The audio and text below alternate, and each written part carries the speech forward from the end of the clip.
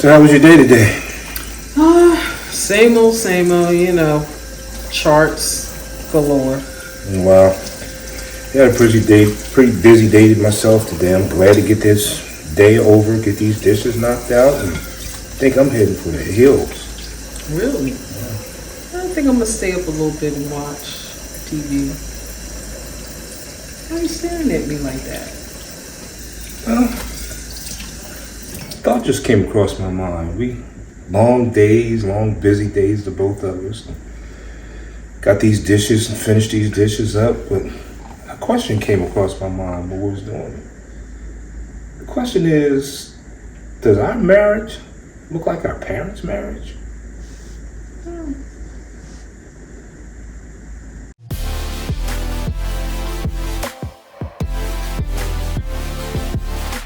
Hey everybody, Hi. I'm Alvin, And I'm Marcy. and this is Life and Marriage with Alvin and Marcy. Hey Mar, so we asked you a question earlier and it brought up a lot of thoughts. Yeah, so we went back and forth with different, because the first time I asked you the question, does our marriage look like our parents' marriage? You said no real quickly, and then I had a difference of opinion. You remember that? Yeah, so a little bit of it. So what took you to know kind of fast? Well, I'll say this. I love my parents dearly. I miss them so much.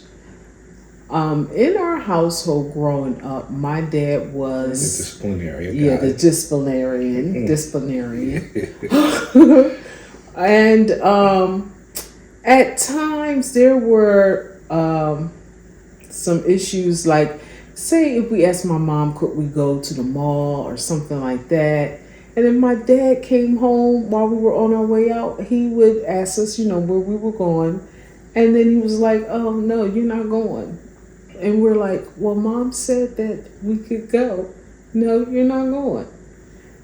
Those instances like that had me like, okay, she's our mom and he's our dad, so why can't she give out the rules too? So it left me with some questions there, because my dad, that was just his personality. So, as a wonderful of a man as he was, are you saying that your dad was a bit controlling? I would say that, yes. Interesting. As for me, my household was a little. I didn't know it until I got older that it was a little unnormal. I'll say unnormal because we keep talking. We'll go back to the Brady Bunch. It was normal then to me, but as I grew and watched other couples, and I saw a difference in some of the ways my mother and father reacted. So in my household, I really never saw and don't remember seeing my parents showing affection. Now, I loved them, like you said, but I never saw them showing any affect. They didn't hold hands. You and I guess we're mushy. Our kids think we're mushy because we'll kiss and we'll hold hands and we'll joke.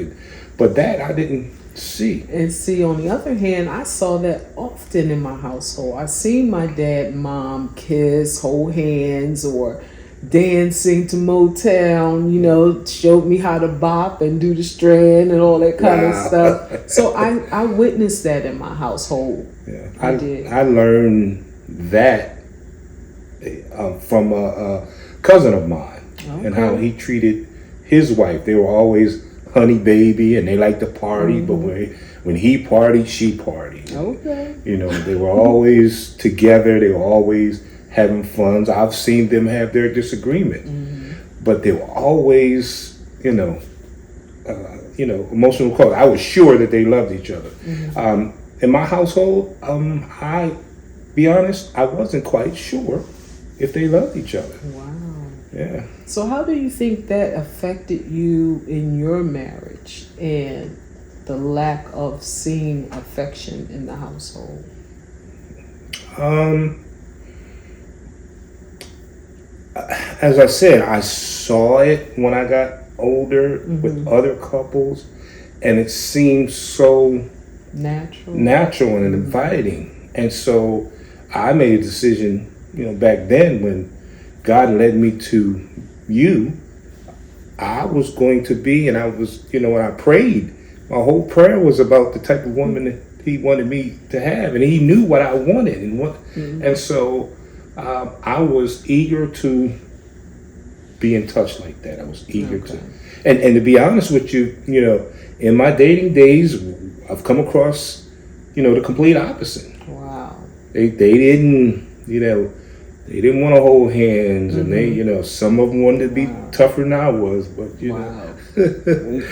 but it just shows how asking God to intervene and finding the right person for you is very important. Very important. So you mentioned something about a study, and it basically states. I did a little research and I came across a Dr. Harvell Hendricks, PhD, and his statement was, "We marry the emotional image of our caregivers, both positive and negative." Okay, question for you. Okay. So, positive, negative, what you think you've gotten from your mother and your father? You're asking me what I think I've gotten? Yeah, what you think. My mother was a real kind-hearted person. My mother, she would love to feed a stranger. She'd feed a stranger in a minute. And she was very welcoming. I can't remember a Sunday when my house wasn't full of friends. My friends, my brother's friends. I can't remember a Sunday. She'd prepare a meal. It was only 2 of us kids. Right. She'd prepare a meal like she had 12 kids. Wow. And they'd come over and eat like they were. And then my father likes to dress. I can say that. Yeah, hats, suits. My father liked to dress. He liked to be presentable at all times. So, if 2 things that come first to the top of my head, it would be that. Okay, what about negative? Like negative. My mother was emotional. She would cry a lot over situations. And I try not to be too emotional, whether that's good or bad. I try not to be too emotional. I try to absorb things, try to see how I can get through them without becoming so emotional. Because sometimes when you're emotional, you lose translation in what you're trying to say or what you're trying to do. As far as my father is concerned, my father stayed busy. And he was out of the house a lot. And I talked about being out of the house a lot while I was working. But my father, when he kind of retired early, he was out of the house a lot. And so I love home. I love being around my family. So, how about you? Well, before I start with mine, I will say that early on in our marriage, you used to like to go out a lot, hang out, and stuff like that. So until that knock on the door at 2:00 in the morning. Yeah. But what about you? Let's see. With my mom was a real laid back person. I think I definitely got that from her. The fact that she was a great cook. And I think I could put some pots and pans together. Far as my dad, I would have to say my sense of humor. My dad, as serious as he was and strict growing up, he would make you laugh till you cry about just simple things that he would say or do. He just had a great sense of humor. So I would say that. Negative from my mom, I would say that I tend to give too much till I wear myself out, till I'm neglected. So that I would say would be the negative part from mom. My dad, as far as negative, I don't know. Okay. I won't press you on it. We'll talk about it later. So what about that statement? What about the study that the doctor said, we marry the emotional image of our caretakers? What do you think about that?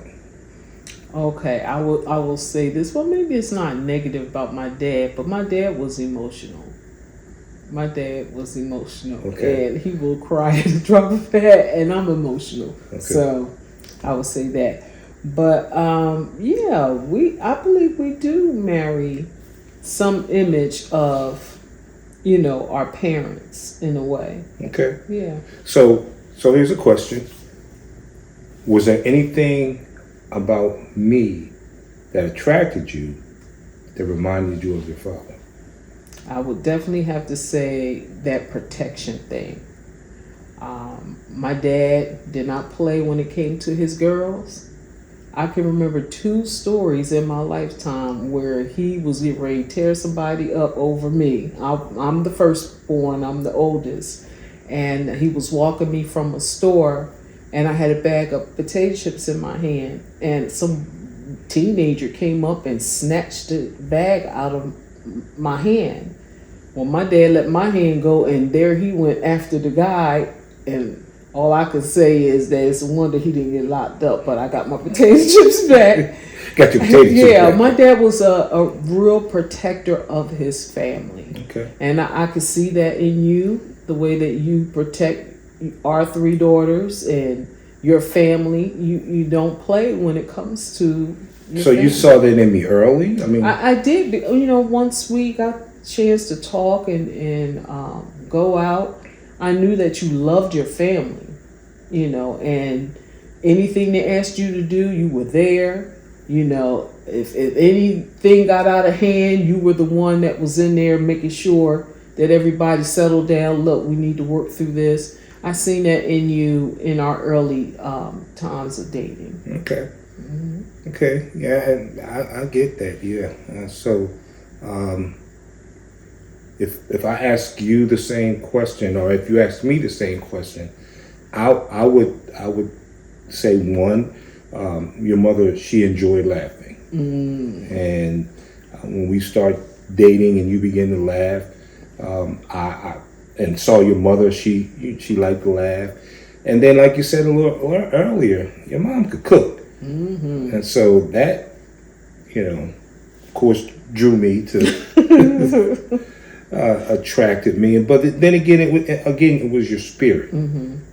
Your spirit drew me. I was talking to a friend of mine on Facebook, and he was answering a question, and about the love of first sight, and he asked me what it was that made me know it was love at first sight, and I said it was your spirit. It was your eyes. Allowed me to look into your spirit when we first met. And so I think that you, in many ways, reminded me of my mother's spirit. What do you say? They say kindred spirits. You had that spirit. That was familiar. Familiar. Yeah, that's interesting. Yeah. Wow. So, I mean, we often have conversations with our daughters. They always ask, how did y'all meet? They love to hear us tell that story. What do you think out of our daughters that are more like us? That's hard to tell. Hard to tell. I may have to save that question to another episode. Okay. So, this particular question I have here is, how do you not let your parents' relationship affect you? I guess with the negative part that you see. How do you get that lined up and say, okay, this is not something I want to repeat. I didn't like it, then, so I'm going to do this. You have to pray about it, and you have to be very intentional about it. It wasn't, for me, it wasn't just my parents. It was other family men that helped mold my marriage. Some of it was positive, some of it was not. But all of it molded my marriage into what it is today and what I'm trying to accomplish today. Because it to be honest, daddy's mess, mama's mess, it's real. And so if you're not intentional about recognizing those things that are in your life that aren't making your, it's not making your marriage as wholesome as it should be because of your parents' relationship, you really do have to be intentional about making your marriage unique. Making your marriage unique. Yeah, I was looking at this one question where it talked about toxic parents. Now, thank God we didn't have to cut off our parents because they were in a way toxic that was hurting us mentally, physically. Yeah. What would you say to someone that may have a toxic parent that's interfering with their marriage or their relationships? So, whether it's emotionally interfering or they're still in their lives and they're still interfering. When you said toxic marriage, my mind went back to my childhood, to tell you the truth. And I used to see some of my friends' parents cussing and fighting and all the time. And some of my friends would kind of escape to my house just to get away from stuff like that. So I can't imagine living in a toxic household like that. Thank God. But there are people who have grown up in situations like that. And again, when you recognize that that was toxic, that's not the way it's supposed to be. Everybody doesn't have to be lovey-dovey, and I'm not saying that. Right. But to have a relationship that is will enrich each other and enrich your children instead of break them down, that's something you have to work at. Yeah, and I think that if you're in a situation like that, then maybe it's time for you to seek counseling, or you and your spouse go to counseling and talk about those issues, because it could really damage your relationship and your marriage. Just like you mentioned about daddy's mess and mommy's mess, Yeah. Go and get some help for that and work through those issues so that you don't repeat that same thing. Yeah. I was talking with a group of men in a Bible study, and along with my pastor. And one thing that my pastor said, and one thing that I love about him, is that he realizes that he can't do everything.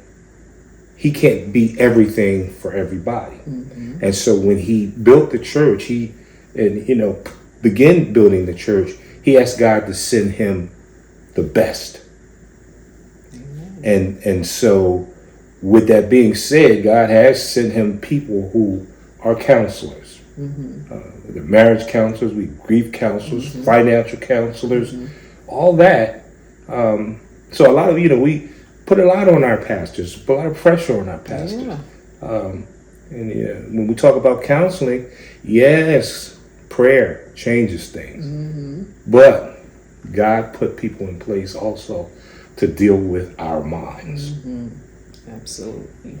You know how I feel about counseling as well as you. We have been in counseling before. Everybody goes through that period in their marriage where they're not seeing eye to eye. I don't see your point, you don't see my point. It's time to get someone in there to be a mediator and to kind of help you work through those issues so that you can move on. I mean, if you really think your marriage is worth saving, yes, please do it. And I believe most marriages are worth saving.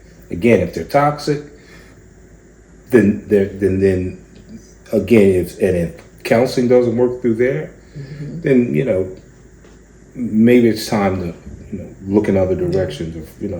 But I believe those times of counseling in our life, we've been more than one time, and so it has helped us again find ourselves, because the first thing that the counselor would do that would kind of make both of us angry is ask us what part did we play in. Wait, I'm not here for that. I'm here for you to tell her about herself. That's not what they do. And so it's a healthy exchange. Yeah. Wow, this episode has been interesting, to say the least. Yeah. And I just ask that, if you're going through some issues from things that you have experienced in your childhood or seen growing up, then it's time to talk to someone and work through those issues so that you can be your best self for that special person in your life. So I'll ask you again, since we've been through all that, is our marriage our parents' marriage? I would still say no. Okay. I would still say no. And it's okay to disagree on opinions, because I would still say yes, just because of my statements of taking the good and the bad and making it unique in my spirit of how I want to treat my wife, how I want my marriage to look, or how I don't want my marriage to look. So, pretty deep statement, pretty deep question. I'm hoping that by this time we have some couples asking themselves the same question, and just have an open, honest discussion. That's right. So, I'm going to end this one with just saying again, we appreciate you joining us. Yes. We appreciate your likes, your subscriptions, your comments. We want you to comment. We've had some really good comments, and so we want you to continue. So I ask you to like, subscribe, share our Facebook, our YouTube, Instagram, and then we have an email. Yes. And so, help us help you. That's our goal. We want to help people have healthy marriages, build and maintain happy marriages. And so, until we see each other again, I'm Alvin. And I'm Marcy. And this is Life and Marriage with Alvin and Marcy. Good night, guys.